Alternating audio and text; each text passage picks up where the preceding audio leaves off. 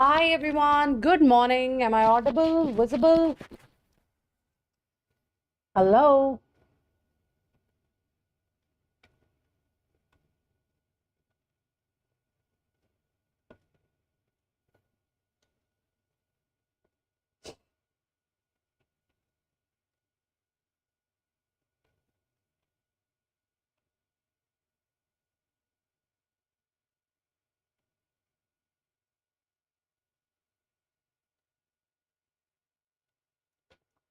Good morning.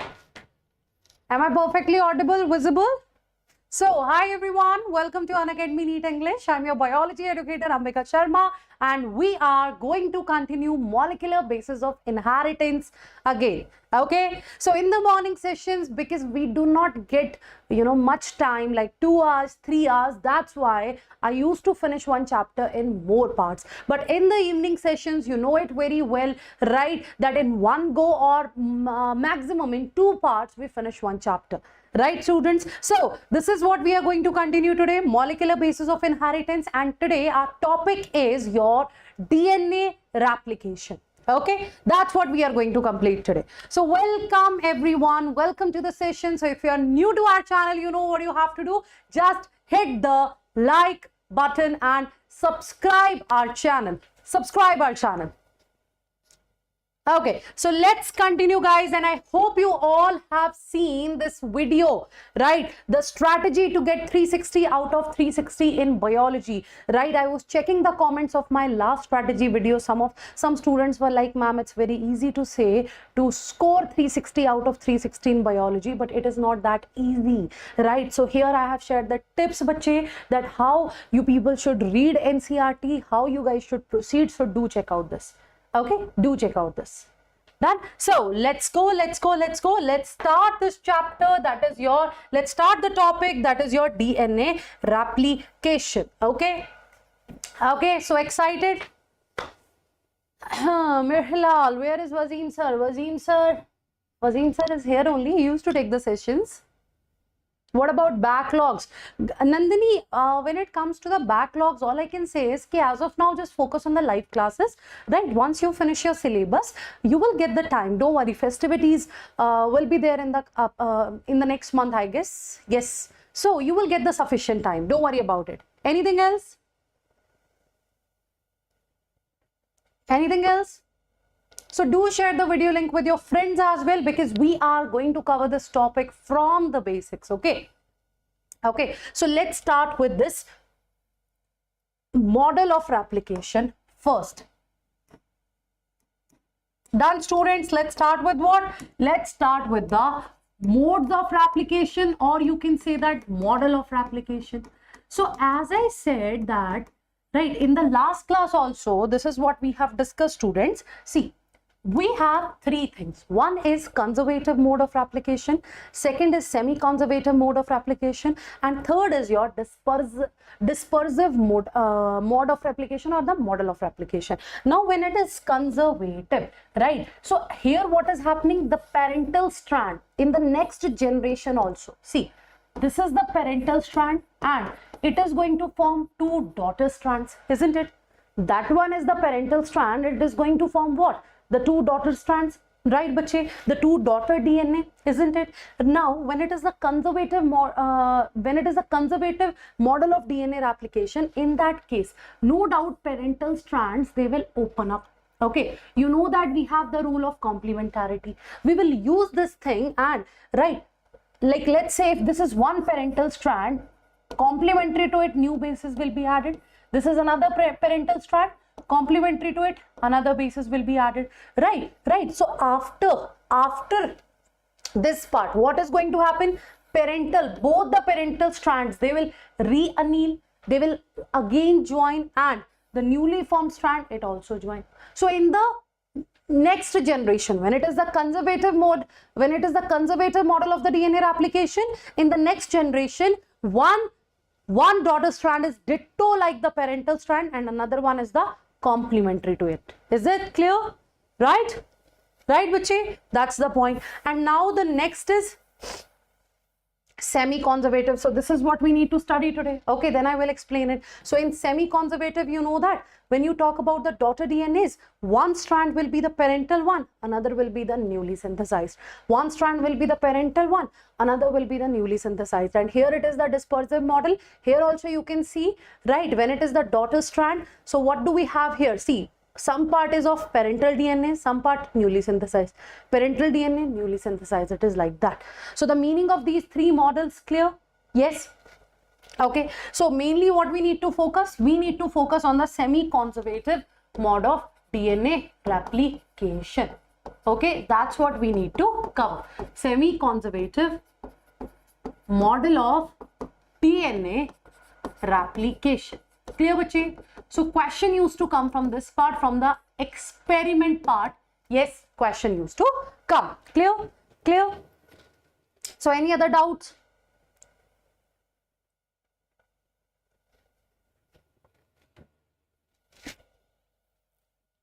Okay, done.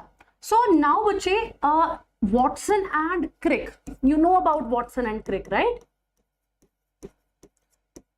When they explained the structure of DNA, at that time they even proposed the model for the DNA replication, and it is also very easy. Guys, just a minute. Will you send the telegram? Pavish Bache, you can check Wasim sir's video, right, where he has explained about the AI MT. You will find the telegram link there, and in your telegram group you have the syllabus. I have seen many students complaining this thing, that we are not getting the syllabus for all India mock test. I think we have announced it so many times. Please go and join our telegram channel. You will get the syllabus there. There is one PDF in which your syllabus is mentioned. Okay, so please go and join it. Now let's focus here, Bache. Let's focus here. So what am I saying? Semi-conservative model of DNA replication, and we are talking about what? We are talking about the Watson and Crick. What are we discussing, students? We are discussing about the Watson and Crick. So Watson and Crick, they proposed the model for DNA replication. I'm not saying they proved it. No, they just proposed it. How? Because when they were studying the DNA structure, okay, they have noticed this thing, right? We say na, in the DNA we see complementarity. Okay, you all are aware of Chargaff's rule as well. And in the DNA itself, we have seen that complementarity, isn't it? We have seen that complementarity. Now, what is the meaning of complementarity? Here it means that one strand, the bases present on one strand, they are complement to the bases present on another strand. Like here, if I have adenine, definitely I will get thymine on another strand. If I have cytosine, definitely I will get guanine on another strand, right? So this is the rule of complementarity. So when we talk about this complementarity, students, imagine your DNA is double stranded. So if you open this DNA, okay, if you open this DNA somehow, today we will discuss that mechanism. Today we are going to cover that mechanism as well. So if you open your DNA, right, so each strand is having the information to form the new strand. Okay, each strand is then having the information to form the new strand, right? How is it possible? Because here if it is A, we will add T. Here if it is T, we will add A. Here if it is G, we will add C. So this complementarity, Subhashini, it will help. Is that clear? Is that clear? So when you open your DNA, right, when you open your DNA, when you unwind this DNA, this helical structure, each strand here, it works like a template. Okay, so you will call it as a template strand. Okay, what will you call it? You will call it as a template strand, because you are using this information for the formation of a new strand. Is that clear? So Watson and Crick, they proposed that model of DNA replication, but it was experimentally, it was proved by your Meselson and Stahl, bache, right? Moreover, Tyler. Clear? So we talk about these two experiments. So it is very simple. See, when it is Meselson and Stahl, they experimented on E. coli. which is a bacteria, which is a prokaryotic cell. And Priyanka, when you talk about the Tyler, they experimented on Visia fever, right?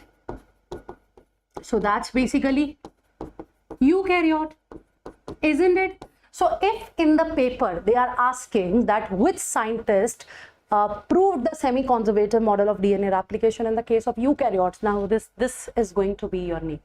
Okay. And if they are saying prokaryotes, then obviously Meselson and Stahl. Clear? Meselson and Stahl. These are the two important experiments here. Clear, bache? So let's read it quickly from the NCERT. You know that we also cover NCERT in our lectures, right? So let's have a look, bache. Why not both the strands replicate? Who told you that both the strands are not going to get replicated here? We will discuss about it, Muntazi. Don't worry. See, while proposing the double helical structure of DNA, Watson and Crick, they proposed a scheme for the replication of DNA as well, right? So this scheme suggested that two strands would separate and act like a template for the synthesis of new complementary strands. Is that clear? Right? For the synthesis of new complementary strands. Is that clear?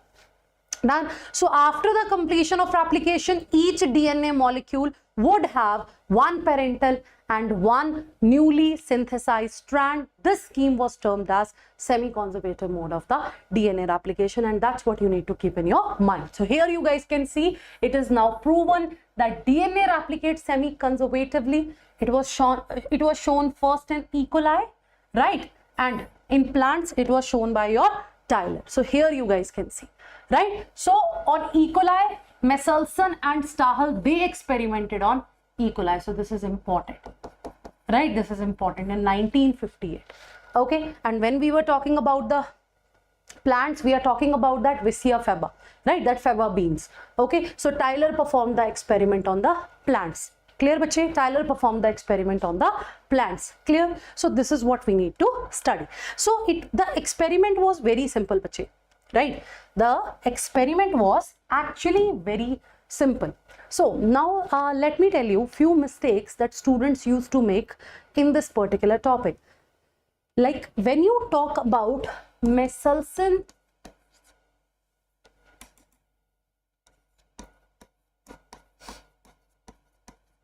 and Stahl's experiment, when you talk about Meselson and Stahl's experiment, here bache, they used heavy isotope of nitrogen. Okay. Most of the time I have seen students, they mention it as the radioactive isotope, right? They mentioned it as the radio tracer technique is used in Meselson and Stahl's experiment. Actually, it is not like that.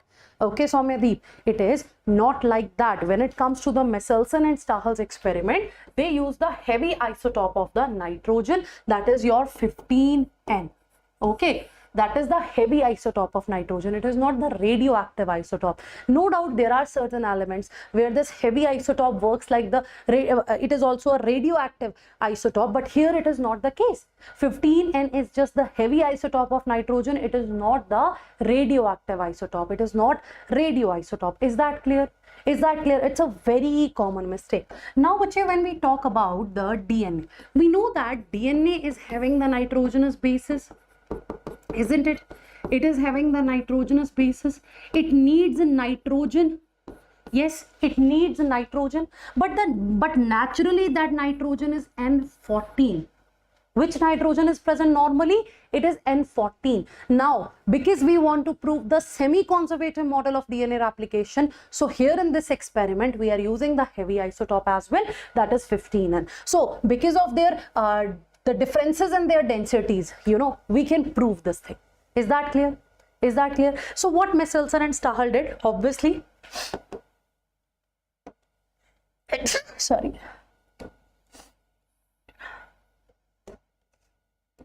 But what they did, Meselson and Stahl, see, they grew E. coli in a medium containing N, or you can say that heavy isotope of nitrogen. Okay, okay. So they grew E. coli in a medium which is having the N15. Now, bache, they used ammonium chloride for this, NH4Cl. Okay, what was the source of nitrogen in that particular medium? It was ammonium chloride. This question can be asked in your final NEET examination. So just imagine it like this, like here you are having a petri dish, right? Here you are, culturing your E. coli, and in this culture medium, what you have added? You have added NH4Cl. So what is that NH4Cl? It is your ammonium chloride, and here this nitrogen is actually the 15N nitrogen. It is the heavy isotope of the nitrogen. Is that clear? Is that clear? Now see, bache, it's very simple. Like, let's say even if you are an Indian, okay, even if you are an Indian, right? Let's say that you move to a different country, okay, or let's say there is one kid who's always, right, let's take the example of a kid who always used to live in some another country, but the parents are Indian. But when you talk about that kid, right, that kid is not aware of anything which is there in India, right? He or she doesn't know anything related to India, right? Right, he born and brought up there in another country, so obviously the culture will be like that only, isn't it? Isn't it? Yes or no? Of course, you are not aware of, right, you are not aware of your country, so obviously wherever you are living, right, you will adapt the culture of that particular country. Okay, you'll be familiar with that only. Same is the case here. Now if I will take my E. coli in a medium where only the heavy isotope of nitrogen is there, so after several generations, when I will check the E. coli's DNA, I'm going to get the heavy isotope of nitrogen only. Okay, okay, so that's what Meselson and Stahl did. They grew E. coli in a medium having heavy isotope of nitrogen, and for many generations they waited, right, and then what they get? They got the E. coli having heavy isotope of nitrogen. The first step clear, bache? The first step clear. And one more thing, let me tell you here. When it comes to the E. coli, that is your Escherichia coli, here the generation time of this bacteria is 20 minutes. Like in 20 minutes, it can form its next generation. Fine. In 20 minutes, E. coli can form its next generation. Actually, in E. coli, the replication is bidirectional. That's why it is 20 minutes. Otherwise, it will be 42 minutes. Okay. Okay, so I will start DNA replication topic in detail, then I will tell you about it. So as of now, just keep it in your mind that the generation time here is 20 minutes. Okay. Now, so this is the E. coli's DNA having 15N nitrogen. Now they will put the same E. coli in another medium. Okay, now here in this medium again they added NH4Cl, but this is the light isotope of nitrogen. Okay, this is the light isotope of nitrogen. Now what they did after 20 minutes, they let this E. coli grew here in this medium having light isotope of nitrogen. So after 20 minutes, right, after 20 minutes when they obtained the DNA, okay, they checked the DNA of that E. coli. So what they get? What they get? This.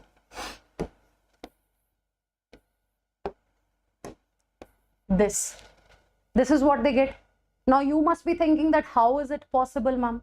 How is it possible? How did they check this particular thing? Bache, they use the cesium chloride density gradient medium. Okay, okay, it is not like that individually they can see that okay, this is the heavy isotope, this is the light isotope. It's not like that under the microscope they can observe. No, they use the density gradient mediums. Now just imagine, this is my 15N. Okay, it means this is my heavy isotope of nitrogen.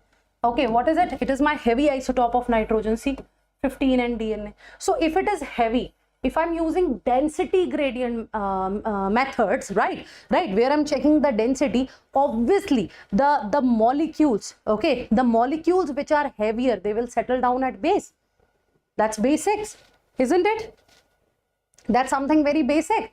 If something is heavier, it is going to settle down at the base, isn't it? Isn't it? Now let's say this is, see, separation of DNA by centrifugation. This is what they did. Okay, so if something is heavier, fine, if something is heavier, it is going to settle down here, yes or no?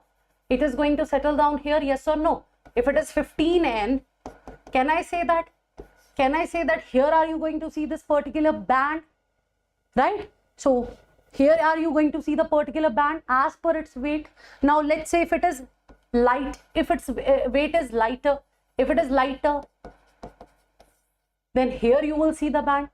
It's understood now? Like in the case of ribosomes, when we say that 70S ribosome, 80S ribosome, on what basis we used to say? On the basis of that sedimentary coefficient, on the basis of that Swedberg unit. So actually it is as per density. Same is the case here, Trisha. We are talking about the density here. So if it is heavier, it will settle down at base. If it is lighter, it will come to this point. So if it is the 15N DNA, it will come here. If it is the 14N DNA, its band will come here. But if you have something in between, okay, right, it is not as heavier as 15N, it is not as lighter as 14N. So obviously that band will come here in the center.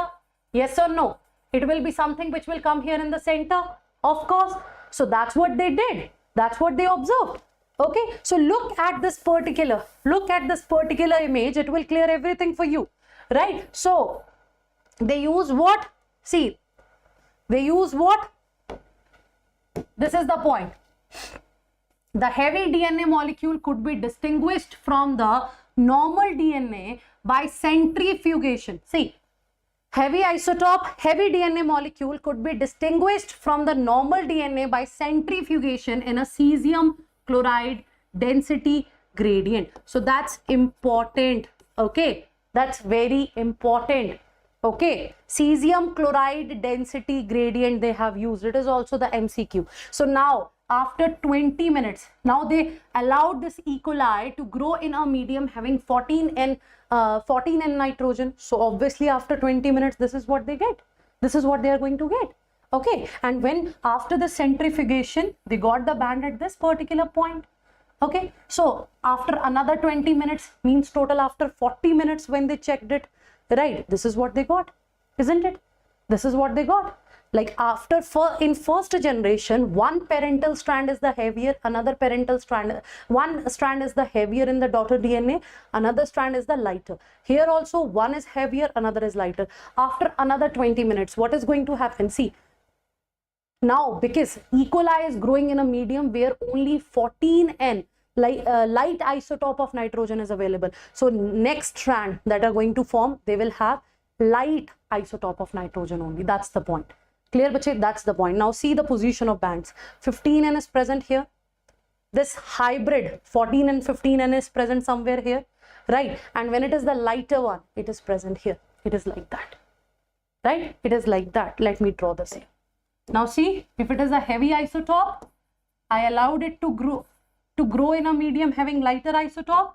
So see, white color is showing your 14N. Okay, this pink color is showing your 15N. Done. So after next generation, what is going to happen, bache? Because now the medium is what? And now the medium is lighter only. So that is going to happen here. Clear? That is going to happen here. So in second generation, that's what you will get. Have a look. That's what you will get. You will get two daughter DNA molecules which are hybrid, and you are going to get two daughter molecules which are having 14N isotope of nitrogen only. Clear, bache? Clear, clear, clear, clear. And the same way you can further calculate it. Now see, if you have to check the next generation as well, then what is going to happen?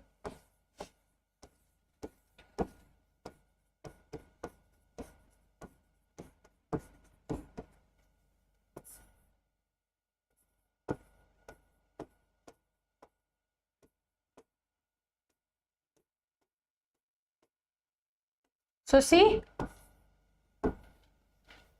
that is what you are going to get. Okay, okay, bache? Because now this E. coli is only growing in a medium having lighter isotope of nitrogen. So in the next generations, right, only two daughter DNA molecules will be the hybrid ones, right? Rest all will be having 14N nitrogen. So that's how they have checked with the help of this cesium chloride density gradient. Clear, bache? Clear, bache? So obviously this hybrid, it's a proof that DNA replication is semi-conservative in nature because here the daughter strands are having one heavier isotope, one lighter isotope. Is that clear? Yes, is that clear? So you guys can get numericals on the basis of that. So you should solve that PYQs, bache. I will keep the practice sessions for you as well. Fine? Okay, so that's what you need to keep in your mind. So the DNA that was extracted from the culture one generation after the transfer from 15N to 14N, right? So it will be the hybrid. Done, bache? It will be the hybrid. That's all. Okay, that's all. Any doubt? Yes, any doubt? So now, bache, very similar experiments involving the use of radioactive thymidine. Now in the case of the experiments on the fava beans, which was performed by Tyler, right, and his colleagues in 1958, in this experiment, yes, they have used radioactive thymidine. What they have used? Radioactive thymidine. Is that clear? Is that clear? So to detect the distribution of newly synthesized DNA, right, bache? So the experiment proved that DNA and chromosome also replicate semi-conservatively. Done? Done? So, bache, what is the meaning of thymidine here? Anyone in the class? What is the meaning of thymidine here? Yes? They didn't use the word thymine. It is thymidine. What is the meaning here? Thymidine. Anyone? Try to give the answer, na? Thymidine. Excellent, Priyanka. It is the thymidine, means they are talking about the nucleoside here. Okay. Thymine plus sugar. Thymidine. Okay, so they are talking about the nucleoside here, that's all. So next is the DNA replication. So we need to talk about the machinery. Okay, and we need to talk about this process, this complete process. Okay, so let's discuss our topic, right? The mechanism of DNA replication, where we are going to start with the machinery first. Okay, we are going to start with the machinery first. Okay, okay. So see, you know that a cell is going to grow and it will divide, isn't it? It will grow, it will divide, isn't it? Isn't it? And you know that we talk about something known as cell cycle, right? We talk about something known as cell cycle. And when you talk about this cell cycle, here you have two things. One is your interphase, okay, which is also known as resting phase, and another is your M phase, which is actually the division phase. And now in this interphase, bache, you have G1, you have S, and you have G2 phase, isn't it? So interphase is the resting stage. It is the energetic phase. It is the phase where cell is metabolically very active. It's just that division is not taking place, right? Division is not taking place. So here in this interphase, this S phase, can you see this? This S phase, it is the one where the DNA synthesis will occur, right? The S phase, here the synthesis of DNA is going to take place. Are you getting my point? What is going to happen here? Right, it is the S phase where DNA synthesis will occur. So when you talk about the DNA replication, okay, right, DNA synthesis or DNA replication, it will take place in the S phase of your cell cycle. Okay, in the S phase of your cell cycle. Because, and you know why is it so? That why DNA replication is only there in the S phase? Why can't it be in G1 and G2 phase? Obviously some proteins are going to play the role here. Okay, okay, that proteins will make sure that this replication should only be there in S phase, not in another phases. And it's important as well, but then only after the division we can divide the equal amount of DNA in the daughter cells, right? So it is something important. Now you know our DNA is double helical. One strand is having polarity 5' to 3'. Another strand is having polarity like one strand is 5' to 3', right? Another will be 3' to 5'. They are anti-parallel. This is what we know. And we know that all the information, right, all the information for the synthesis of DNA is also hidden here in this DNA. So if we want to see, some of you, some students, they actually consider this topic as a difficult topic, right? According to them, the replication, transcription, translation, they are very difficult topics and they avoid such topics. But actually it is not like that. Do you know that? See, DNA replication, it is the It is a very simple topic. And you know what you have to do? You have to understand it like a story. Fine, listen to a story that something is happening with your DNA. There is a DNA which is double helical. Okay, there is a DNA which is double helical. It is having all the information for its synthesis. And if I want to make a new DNA, I have to open up that strand. That's how you have to imagine it. Okay, just take it like a story. Actually imagine it like a story. Trust me, you are not going to make mistake here in this particular topic. It is the easiest topic ever. You just need to remember the name of certain enzymes. That's all. So remember the story and then think of that enzymes. That's all. That's all. So imagine if this is my DNA molecule, I know it is double helical. Okay, I know it is double helical. It is having all the information. So if I want to synthesize the new strand, I have to open the DNA. I have to open it up. So obviously one enzyme. I need one enzyme which can unbind DNA. Isn't it? Isn't it? I need one enzyme which can unbind DNA. Secondly, what if it gets coiled again? Right? Like you know na, if this is our DNA, okay, if this is our DNA, if I'm trying to open it up, right, if I'm trying to separate the two DNA strands, there is the possibility, see, there is the possibility that they get coiled again, but I don't want that. I don't want that. So I need the second category of proteins or the enzymes that I need. It is the one which will stop this thing. Henna, which is going to stop this thing. This is the second category. This is the second category, Soumyadeep. Of course, the third category is, right, I need enzymes for the synthesis of new DNA. Okay, for the synthesis of new DNA. So by keeping such simple points in your mind, right, by keeping such simple points in your mind, you can clearly say, okay, this is what I need, right? This is what I need. And now I will tell you this process in detail and you will be familiar with the complete process. Clear? So let's start this topic of the DNA replication. And bache, in your syllabus in detail, you talk about the DNA replication of E. coli. Do you know that? Do you know that?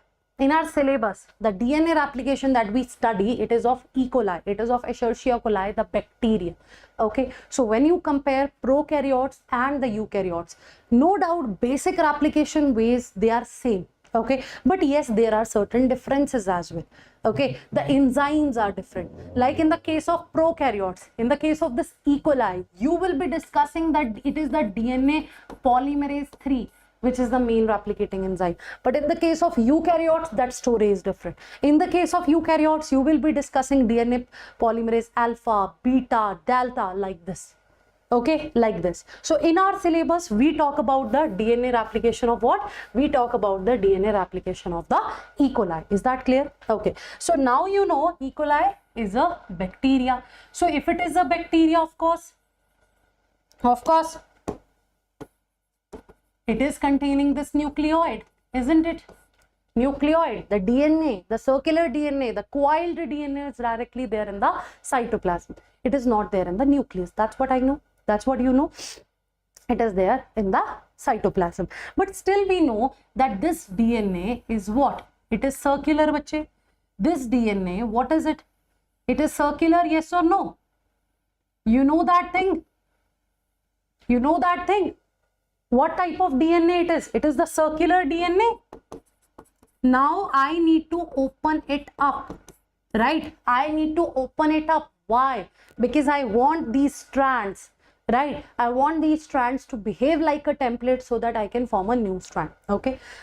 So now when it comes to the starting of the DNA replication, please listen to me very carefully.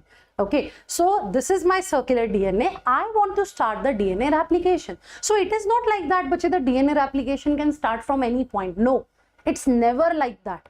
Okay, it's never like that. So DNA replication, it starts, okay, it starts from a point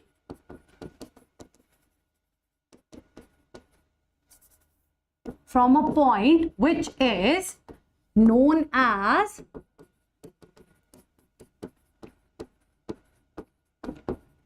origin of replication. What is it? It is known as origin of replication. Okay, that's important. That is something very important. So DNA replication cannot start from any point. It will start from a particular point. You will call it as origin of replication. And in the case of E. coli, that origin of replication, that site is ORIC, ORIC.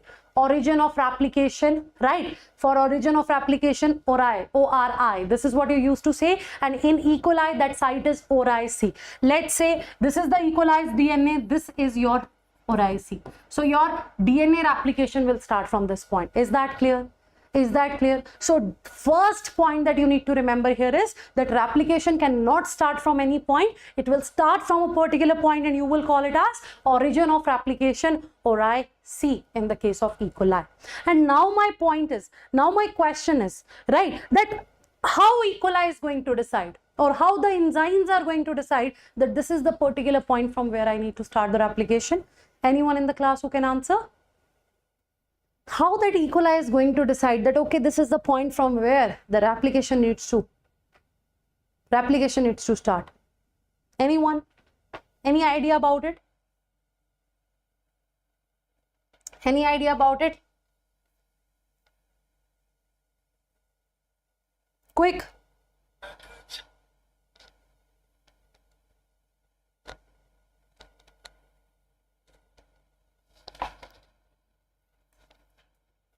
Of course, but there are certain other proteins as well.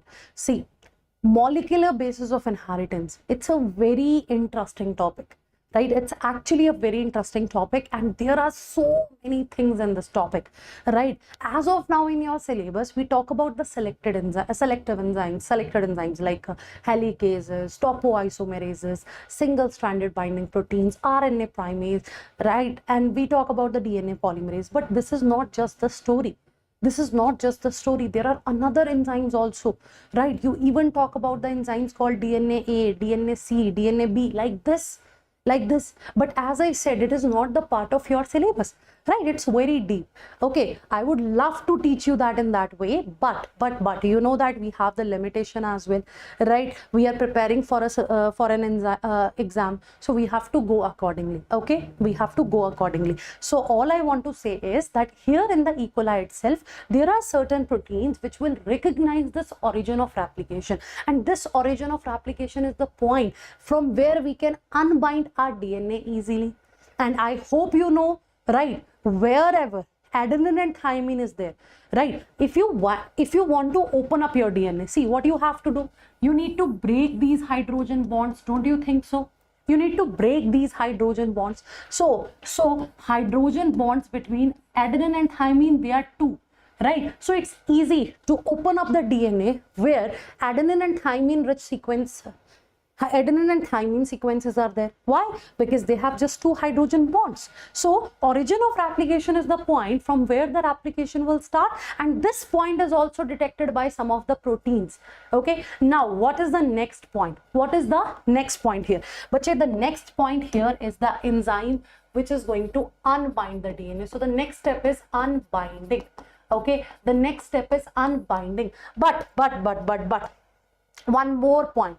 One more difference I would like to highlight here, that in the E. coli there is only one in prokaryotes, because the DNA is circular. What type of DNA is there? It is a circular DNA. So if you have one point from where you can open it up, you can open it easily, isn't it? You can open it easily. One second, Soumyadeep, you are creating the confusion here. Tata box you study in the transcription, not here. Okay, so do not come with the preoccupied mind here. At least listen to me first. Fine. So when you are talking about the prokaryotes, there is only one origin of replication.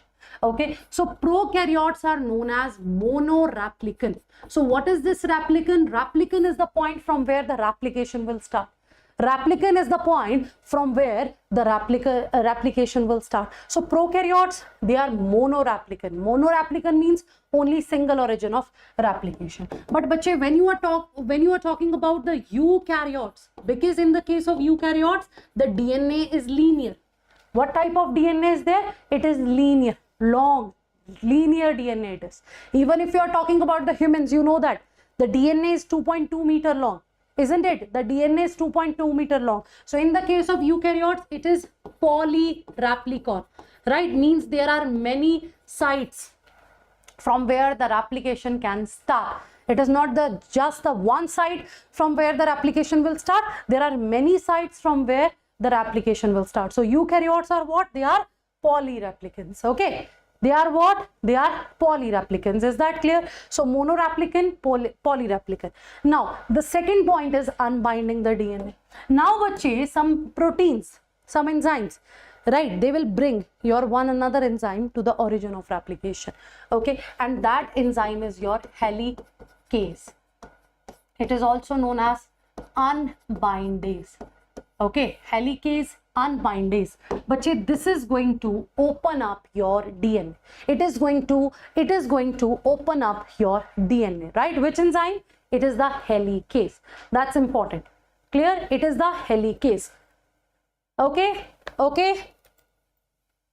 So from where this unbinding starts?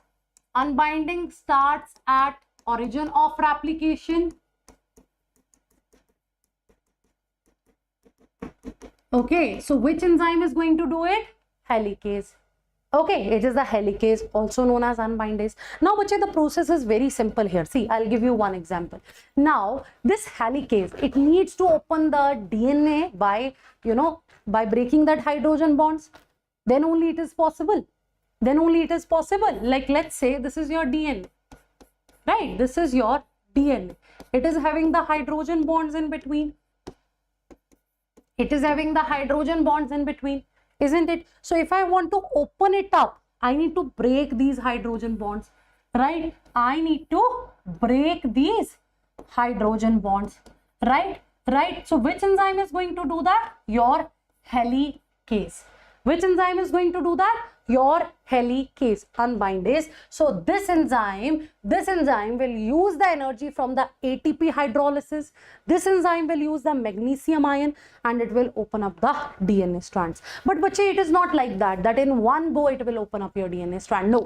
No, it is not like that. Like, take the example of this bag, right? It is not like that helicase will come and that's how it will open up the DNA. No, it is not going to happen, because it is an energy taking process. So what is going to happen? Slowly helicase will move, right? Slowly helicase will move and it will break that hydrogen bonds, and because of that you are going to get a Y-shaped replication fork. Are you getting it now? Now?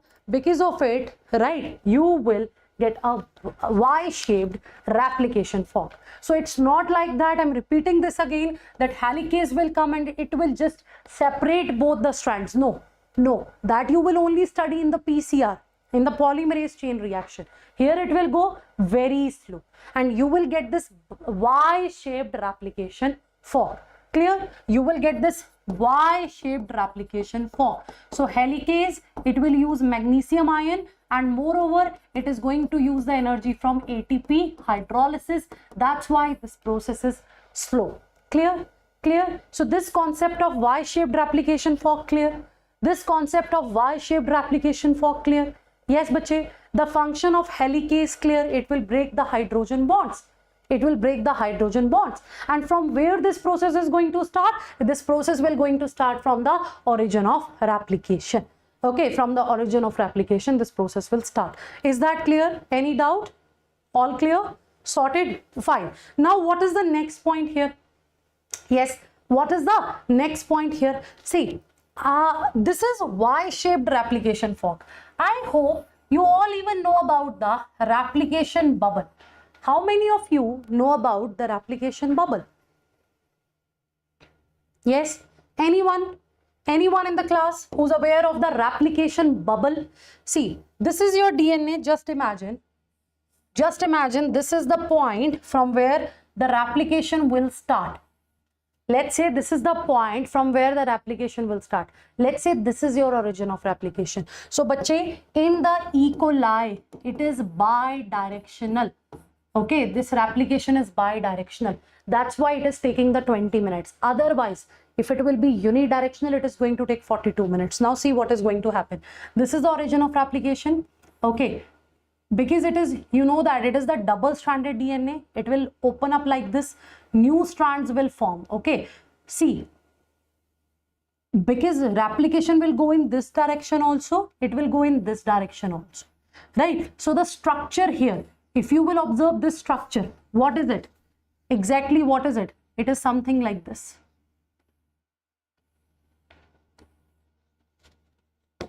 Okay, it is something like this.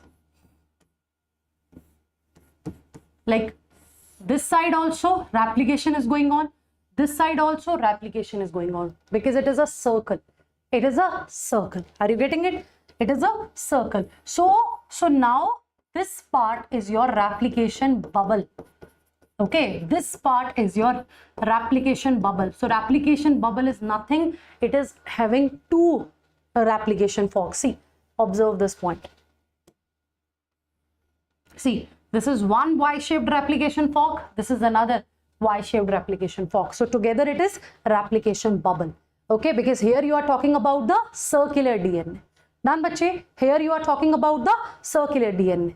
Okay, yeah, actually it is like a zipper, right? Actually it is like a zipper, isn't it? Isn't it? So see this point here, this point here. So if replication will go in both the directions like this, so obviously it is going to be what? It is a replication bubble. It is a replication bubble. So see, Y-shaped replication fork here, Y-shaped replication fork here. So it is actually a replication bubble. So that's how the replication will occur. Is that clear? Is that clear? Yes or no? Now I don't want my DNA strands to join, right? I don't want them to recoil again, to re-anneal again, right? I don't want their coiling again. Why? Why? See, these strands, they will try to join with each other. Why? Because here if it is adenine, it is thymine. Okay, so they want that they should be stable, so they will try to rejoin, but I don't want that. So what will I do? I will use certain another proteins that are going to bind to these single strands here. Okay, what will I do, students? What will I do? I will use certain other proteins that are going to bind here. Just allow me a minute.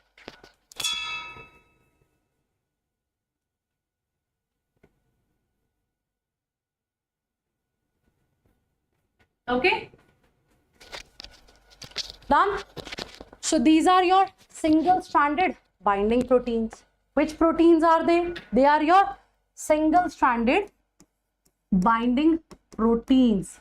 Fine, they are your single stranded binding proteins. So try to understand it. This is another category here. Single stranded binding proteins. So bache, these proteins will join to these single strands. They will not allow them to re-anneal. They will not allow them to rejoin. Clear bache? Clear bache? Done? Done. So they prevent the reformation of hydrogen bonds. It prevents the reformation of hydrogen bonds. Clear? Are you sure? Are you sure? Yes. Now imagine it like this. See. Okay. See. That's a very simple process, right? See, this is your double-stranded DNA. This is your double-stranded DNA, right? It is helically coiled. Now you are trying to open it. See. Like this. Basically you are exerting a force, right? You are trying to open it, open it. So when you are trying to open it, you know that, I think you all have tried, even if you try it with a rope, you will face some tension here. Can you experience it? Even you can use some wires. You can use your charger to try it. Okay, you can recoil, you can fold your charger like this. You can try it on your charger as well. Right? So see, you're trying to open it, open it, open it. You know that some coilings. Okay, so some coilings will occur. some tension will be created, some coilings will occur, because you are trying to open up a double helically coiled structure, isn't it? Yes, some supercoilings will be generated.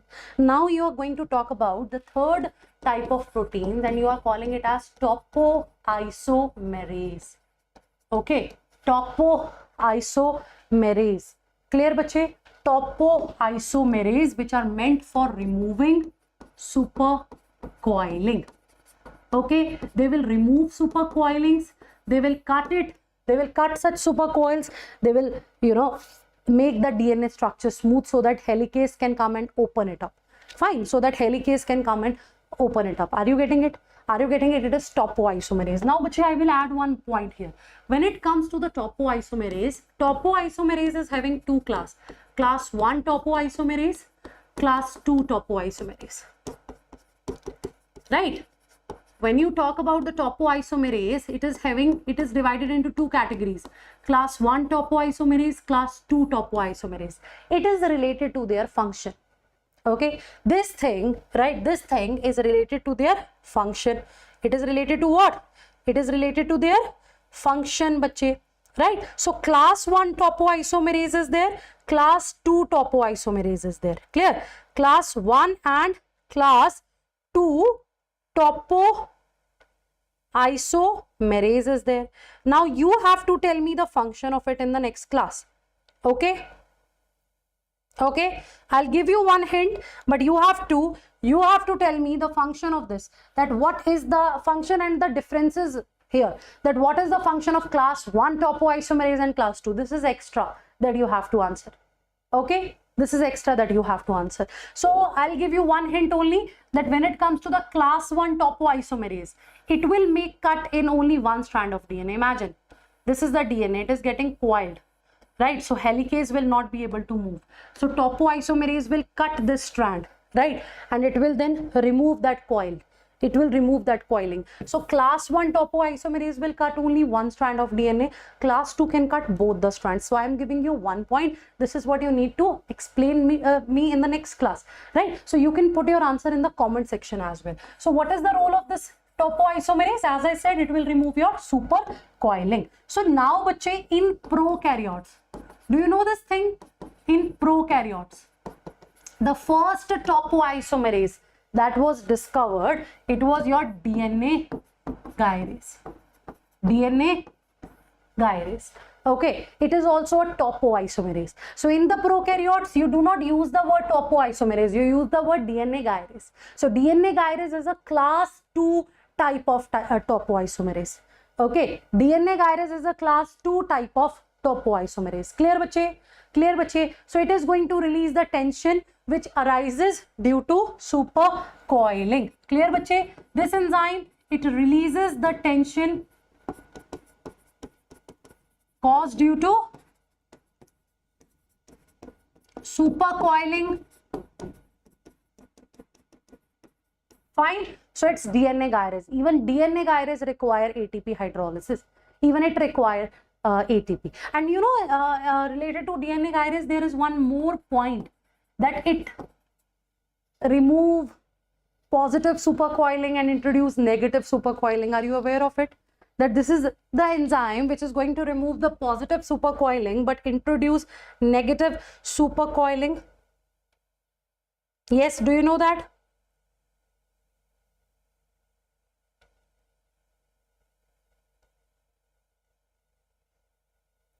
Yes, bache, do you know that? So DNA gyrase is there in the bacteria, in the prokaryotes. It is not there in the eukaryotes. So it is an enzyme, right? It is an enzyme which releases the tension caused due to the supercoiling, and you will find it in the prokaryotes only, and it is also ATP dependent. Okay, it also requires ATP. Done, bache? It also requires ATP. Clear, bache? So it will remove positive supercoiling but will introduce a negative supercoiling. Okay, it will remove, right, positive supercoiling but it will introduce negative supercoiling. Ultimately, this DNA gyrase will help to remove that tension basically, so that helicase can move smoothly, helicase can unbind the DNA strands, and then the synthesis can occur. Okay, then the synthesis can occur. This point clear?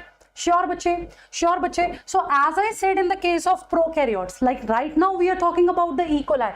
I told you in the E. coli, generation time is 20 minutes. So this DNA replication is going to take few minutes here. But in the case of eukaryotes, it can even go for hours. Fine. It can even go for hours. So this duration of DNA replication, it varies. Is that clear? This duration of DNA replication, it varies. Now, bache, where do you need to focus? See, that's what we have.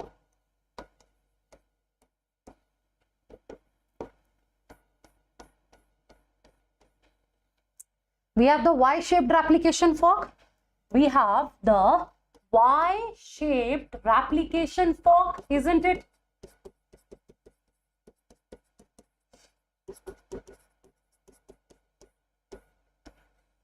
That's what we have, Y-shaped replication fork. Now we need to synthesize the new strand. It's obvious. Here also you are having the information. And you know that if you want to synthesize the new strand, right, you have to add the bases here. Now what is going to happen? You know that this process is taking place in the cytoplasm, right? Right, in the cytoplasm. So, right, in the cytoplasm. So here in this cytoplasm, you have some bases, like you will be having DCTPs, you will be having DGTPs, you will be having DATPs. So all that things are present here in the cytoplasm. Are you getting it? Are you getting it? Even if you are talking about the eukaryotes, in the nucleoplasm you are going to get it. You will get deoxyadenosine triphosphate. You will get deoxyadenosine, adenosine triphosphate, your guanosine triphosphate. Are you getting it? Are you getting it? So basically all the things, the substrate, the things, they are present there in the cytoplasm or in the nucleoplasm. Now how the things are going? Right, now how this process will take place? See, now you have these two strands. With the help of helicase, you have opened these two strands, you have these two strands, right? So helicase is moving like this. And even this is the direction of your replication as well, and your helicase is moving like this. Now these single separated strands, you used to call it as template strands. What do you used to call it? You used to call it as template strands, because we will use the information, we will use this information and we will add the certain bases. Now what is going to happen here, bache? In the surrounding, I told you DATP, DGTP, DCTP, DTTP is there. This is what I just said, right? This is what I just said. But if you remember, Sabha, if you remember the DNA structure, then I hope it is clear in your mind that in the DNA you will get DAMP, you will get DCMP, you will get DGMP, you will get DTMP. What is the meaning of this line, ma'am? Like here in your cytoplasm, in your nucleoplasm, you have triphosphates. You have deoxyadenosine triphosphate, deoxyguanosine triphosphate. But actually for the synthesis of the DNA, in the DNA, you are not having triphosphates, you are having monophosphates. Because these monophosphates are the nucleotides. Do you remember this part or not? When you say nucleotide, what you have here? Nitrogenous base, sugar and the phosphate. You have the nitrogenous base, you have the sugar, you have the phosphate. Only single phosphate is there in the nucleotide. Only single phosphate is there in the nucleotide. Clear? Clear? But in the cytoplasm, you have three phosphates. You have, it is triphosphate. Now what is going to happen? So, bache, these are the substrates as well, and no doubt, here this is something unique, that these substrates, they will also provide energy for polymerization. Okay, these substrate, they are also going to provide energy for polymerization. Now what is the meaning of this particular line? It's very simple. DATP is available, and for DNA you need DAMP. So the two phosphates that will be released, they will provide the energy for the polymerization of these nucleotides, for the polymerization of this new DNA strand. Is that clear? That's something very important. Okay, because energetically the replication is a very expensive process. You need a lot of energy for the replication. So these deoxyribo, nucleoside triphosphates, right? They are having dual purpose, bache. They are acting like the substrate as well. They are providing the energy as well. This is the line given in the NCERT. Okay, so they are acting like the substrate as well. They are also providing the energy as well. They are acting like the substrate as well. They are also providing the energy as well. So this is the dual purpose, right? They are having the dual purpose here. Now, you know that I told you already that whenever it comes to the synthesis, it will always be in 5' to 3' direction. This direction is fixed. Whether it's a DNA or RNA, whenever you are talking about the synthesis, it is obvious it will be there in 5' to 3' direction. Is that clear? It will be there in 5' to 3' direction. Is that clear? Yes or no? Is that clear? Yes or no? That direction will always be there in 5' to 3' direction. In 5' to 3' direction. Is that clear? Yes or no, Suhashini? Everyone? Okay. Okay. Now look at this. Look at this. You have one template strand having polarity 3' to 5'. You have another template strand having polarity 5' to 3'. Now here it's simple, isn't it? That if it is 3' to 5', it's simple here. That here, if it is 3' to 5', the strand opposite to it. Yes, bache. The strand opposite to it. The strand which will be synthesized opposite to it. It will also be 5' to 3'. Yes or no? Yes or no? And here, because template strand is having polarity 5' to 3'. So here also, if there will be the strand synthesis, it will be like this, bache. It will be like this. Yes or no? Or actually, yes, it will be like this, 5' and 3'.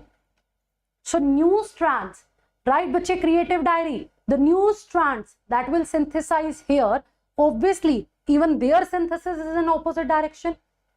Look at this Y-shaped replication form. One template strand is having polarity 3' to 5'. So obviously opposite to it, the new strand will be synthesized in this way. Here you have 5', here you will have 3'. Now look at the another parental strand, 5' to 3'. So the new strand that will be synthesized, it will also be synthesized like this, right? Here you will be having 5', here you will be having 3', because the direction of synthesis is always in 5' to 3'. Up to this part all clear? Up to this part all clear? Is it understood? Now, bache, there is one important point. Now, when you talk about the DNA replication, you talk about certain enzymes. You talk about DNA polymerase. Okay, that is DNA polymerase 1. I will use the short form here. DNA polymerase 2, DNA polymerase 3. In prokaryotes, that's what you need to discuss. Initially, I told you that in eukaryotes, story is little different. In eukaryotes, you will talk about DNA polymerase alpha, beta, delta, like this.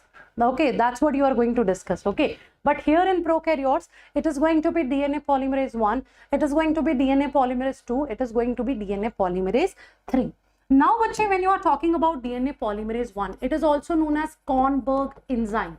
Why? Why? Because it was discovered by Kornberg.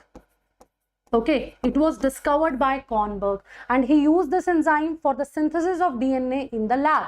For the synthesis of DNA in the lab, he has used this enzyme. So this was discovered by Kornberg. So it is the Kornberg's enzyme. So it synthesized DNA in the lab as well. Clear, bache? This is DNA polymerase 1. This DNA polymerase 1 is exonuclease. What is it? It is exonuclease. Now, bache, these are two important words that I think you all should understand. Okay, you all should focus. One thing is exonuclease. Another thing is polymerase. One thing is exonuclease. Another thing is polymerase. Bache, exo, out, nuclease, something which will act on nucleic acid. Something which will act on nucleic acid. Right? Right? So actually exonuclease, nuclease is an enzyme which is going to digest your nucleic acid, yes or no? Subhashini, nuclease is an enzyme which is going to digest your nucleic acid, isn't it? Now the word is exo, means it will act on the ends. It is something which can act on the ends. It can break that. It can break that ends. If it is endonuclease, then it can, right, break that sugar phosphate backbone from within the DNA, right? Other than terminal ends, it can break the DNA from any other point other than ends. Okay, endonuclease. Now the word here is exonuclease. Exo. See, if this is the DNA, exonuclease. Exo, ends. It will act on ends. Okay, it will break the connection between that bases. It will break that sugar phosphate backbone. This is the meaning of being exonuclease. Another word is polymerase. Another word is polymerase, which is going to polymerize, means it is going to add these bases, the polymerization will occur and the new DNA strand will form, right? And the new DNA strand will form. Clear, bache? And the new DNA strand will form. Is that clear? Is that clear? So DNA polymerase 1. DNA polymerase 1, it is exonuclease also. It is having exonuclease activity in, right? This enzyme is unique. I will explain the meaning of each and every line. Just allow me some time. So it is having 3' to 5'. It is having 3' to 5' exonuclease activity. And it is also having 5' to 3' exonuclease activity. This is something unique related to it. Okay, this is something unique related to it. Clear? Please put a star mark here. This is something unique. And moreover, DNA polymerase 1 is also having 5' to 3' polymerase activity. Basically, these are the three enzymes that we discuss here in DNA replication. These are the three enzymes that we discuss here in DNA replication. Clear, bache? Now, DNA polymerase 2, it's least active. It's least active. Okay, so this enzyme is also having 5' to 3' polymerase activity. But it is only having 3' to 5' exonuclease activity. Okay, but this enzyme also play a role in DNA repair, right? And this enzyme also play a role in DNA repair. These both enzymes are involved in the DNA repair system. I will explain it as of now. Please note down. Okay, now this is the DNA polymerase 3. It is the main replicating enzyme. Do you know that? It is the main replicating enzyme. What's that? It is the main replicating enzyme. It is also known as replicases or replicase. Clear, bache? So it is having 5' to 3' polymerase activity, of course. It is also having exonuclease activity, but mainly it is having the polymerase activity. Clear, bache? Sorry. So it is the main replicating enzyme. It is the main replicating enzyme. Now the question here is that, ma'am, we have three enzymes, DNA polymerase 1, 2. I told you 1 and 2, they are mainly playing role in the DNA repair. Okay. And then comes the DNA polymerase 3, which is the replicase, which is the main polymerizing enzyme, which is the main enzyme that will form your DNA strand. Why not other two enzymes? But here comes the role of fidelity. Here comes the role of accuracy, right? In very simple way, I will tell you. Thank you, Dorothy. Thank you so much. In a very simple way, I will tell you one thing. When it comes to the replication of the DNA, it is something very, very, very important, because this DNA is going to form the mRNA. That mRNA will form the protein. You know the flow of information, right? Right? DNA will form mRNA, mRNA will form protein. This is the flow of information. That is how the new proteins will form, the enzymes will form, and the cell activity will occur. And the cell activity occur, you know it very well. Now, when it comes to the DNA polymerase 3, it is not just fast. It is no doubt fastest. It is fast, but as well as it is accurate as well. It is accurate as well. Okay. So I have used the word fidelity of the enzyme. That's your homework. Fidelty, fidelity of the enzyme. That's your homework. Do check it out. So when it comes to the DNA polymerase 3, it is the enzyme which is accurate as well, right? And it is fast as well. So this is the main polymerizing enzyme, and the rest two will mainly play a role in the exonuclease activity and in the DNA repair. So this is what I will explain you in detail, but as of now, just keep it in your mind. Now, here you were talking about the strand. So you know that for the strand synthesis, DNA polymerase 3 is the main enzyme. This point clear? For the synthesis of this DNA strand, it is the DNA polymerase 3 which is the main enzyme. Is that clear? Is that clear? But this DNA polymerase 3 is also having the limitation, right? It is showing us the tantrums. It is having some limitations, or you can say that these are the tantrums. DNA polymerase 3 is like, oh, I am the main replicating enzyme, so I will not start the polymerization by my own. I need help. Okay, these are the enzymes which cannot start their activity by its own. Like, I'll give you one example. Let's say Trisha, right? Let's say Trisha, you are very good in studying, but you have one problem, that you cannot study by your own. If your mother will come and tell you that, hey, sit, this is your target, you have to finish this, then you are okay, then you are fine. But you cannot just sit by your own and then you can finish your syllabus. You're not like that. Are you getting my point? Same is the case with the DNA polymerase 3. It is having this limitation. It cannot start the polymerization by its own. When it comes to the DNA polymerase 3, it needs free 3-OH group for starting polymerization, or for adding new bases. That's something very important. So DNA polymerase 3 cannot start. Okay, it cannot start the activity by its own, right? It cannot just start the synthesis of new strand by its own. It requires free 3-OH group, something very important. It needs free 3-OH group. So, bache, for providing that free 3-OH group, we have one more enzyme, that is your primase, also known as RNA primase. It is your DNA dependent RNA kind of DNA dependent RNA polymerase. It is actually the RNA primase. So it forms RNA primer. It forms RNA primer. So what is the meaning here? So we are going to use one more enzyme here. This enzyme will form RNA primer. What is RNA primer? It's a short, like 15 to 20 nucleotide long RNA, right? It is 15 to 20 nucleotide containing a long RNA molecule, right, bache? It will get added here, right? Complementary to this DNA strand, it will form this primase will form the RNA primer here, and this will provide free 3-OH group. So when this DNA polymerase will see this free 3-OH group, it will further start adding the bases. So that's how it continues. Okay, that's how it continues. So in the next class in detail, I will tell you about this, bache. As of now, you are aware of the enzyme, but then the next mechanism I will explain in the next class, right? Today I thought that I will, I was planning to take your class till 1 or till 12 or 1, so that we can finish, replication and transcription all together.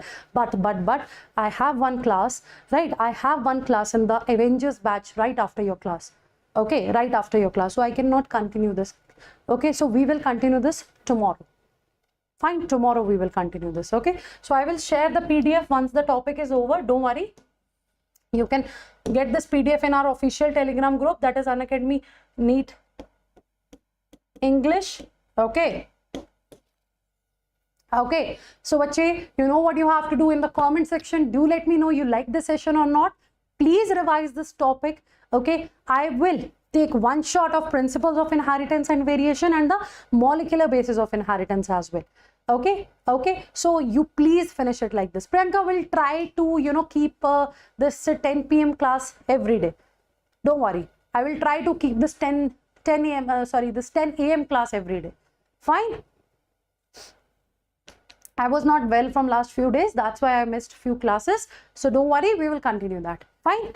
Chalo. So bye-bye. Take care. See you all tomorrow. and do check out this video, bache. And still, if you want to be the part of our batch, please, after few days, even I'm not going to tell you that join this batch, because then it will be too late.